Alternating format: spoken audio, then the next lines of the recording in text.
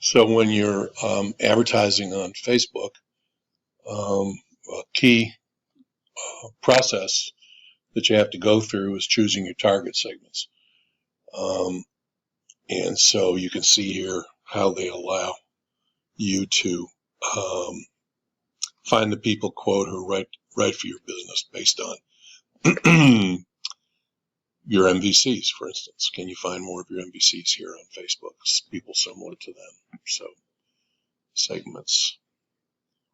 By the way, I keep bringing this up. And there was a reason why we did these personality tests. Well, all of us in the class did them, as you remember. And this is valid, psychologically speaking. There are other kinds of tests. There's one called Myers-Briggs, which has, I think, 16 different types of personalities. But anyway, so this gets into psychographics, and these need to be considered with targeting. That's a key thing that Facebook offers, given all the non-demographic information. Most of it's non-demographic, in fact, that Facebook has. And so most of their targeting is based on psychographics. So I guess what I'd ask you guys is, now I think we saw this video already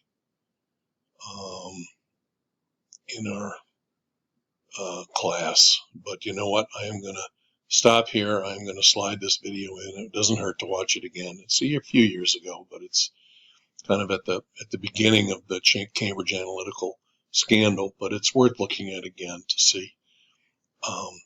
This is very much like the Brexit movie you just watched, but all based on segmenting, right? And understanding the personalities and etc.